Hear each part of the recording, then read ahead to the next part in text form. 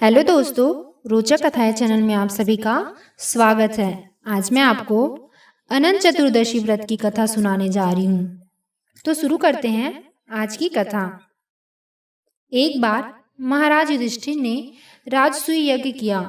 उस समय यज्ञ मंडप का निर्माण सुंदर तो था ही, अद्भुत भी था। वह यज्ञ मंडप इतना मनोरम था कि जल व थल की भिन्नता प्रतीत ही नहीं होती थी। जल में स्थल तथा स्थल में जल की भांति प्रतीत होती थी। बहुत सावधानी करने पर भी बहुत से व्यक्ति उस अद्भुत मंडल में धोखा खा चुके थे।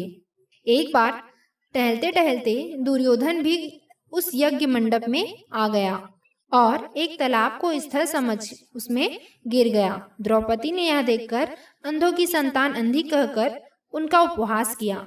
इससे दुर्योधन चिढ़ गया। यह बात उसके हृदय में बाण समान लगी।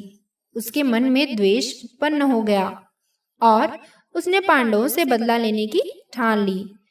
उसके मस्तिष्क में उस अपमान का बदला लेने के लिए विचार उपजने लगा। उसने बदला लेने के लिए पांडवों को द्रुत क्रीड़ा में हराकर उस अपमान का बदला लेने की सोची। उसने पांडवों को जुए में पराजित कर दिया। पराजित होने पर प्रतिज्ञा अनुसार पांडवों को 12 वर्ष के लिए वनवास भोगना पड़ा। वन में रहते हुए पांडव अनेक कष्ट सहते रहे। एक दिन भगवान कृष्ण जब मिलने आए तब युधिष्ठिर ने उनसे अपना दुख कहा और दुख दूर करने का उपाय पूछा। तब श्री कृष्ण ने कहा, हे युधिष्ठिर, तुम विधि पूर्वक अनंत भगवान का व्रत करो। इससे तुम्हारा सारा कष्ट दूर हो जाएगा और तुम्हारा खोया राज्य पुनः प्राप्त हो जाएगा। इस संदर्भ में श्री कृष्ण ने उन्हें एक कथा सुनाई। प्राचीन काल में सुमंत नाम का एक नेक तपस्वी ब्राह्मण था। उसकी पत्नी का नाम दीक्षा था। उसकी एक परम सुंदरी धर्मपरायण तथा ज्योतिर्मयी कन्या थी जिसका नाम सुशीला था। सुशीला जब बड़ी हुई तो उसकी माता दीक्षा की मृत्यु हो गई। पत्नी के मरने के बाद सुमंत ने कर्कशा नामक स्त्री से दूसरा विवाह कर लिया। सुशीला का विवाह ब्राह्मण सुमंत के कौंडिन्य ऋषि के साथ कर दिया।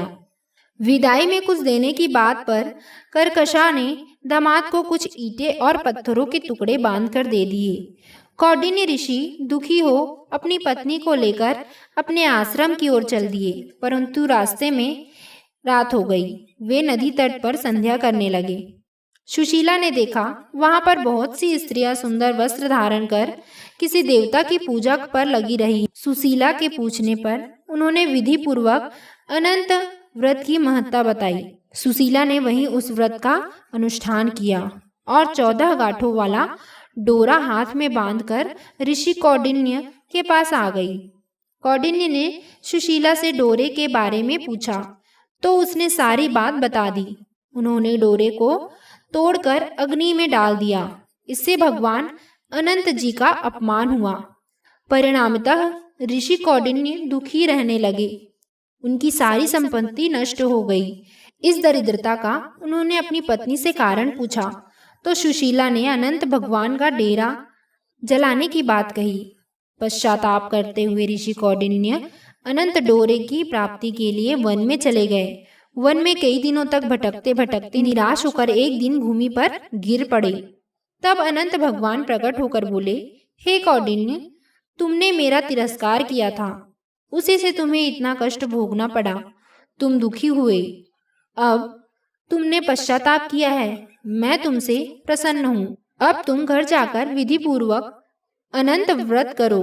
14 वर्ष पर्यंत व्रत करने से तुम्हारा दुख दूर हो जाएगा। तुम धन्य धान्य से संपन्न हो जाओगे। कौंडिन्य ने वैसा ही किया और उन्हें सारे क्लेशों से मुक्ति मिल गई।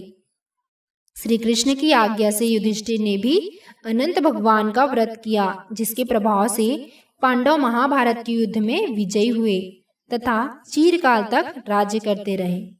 तो ये थी अनंत चतुर्दशी की व्रत कथा। आशा करती हूँ आपको मेरी यह वीडियो पसंद आई होगी। तो प्लीज़ मेरे इस वीडियो को लाइक कीजिए, मेरे चैनल को सब्सक्राइब कीजिए और ज़्यादा से ज़्यादा शेयर कीजिए। धन्यवाद।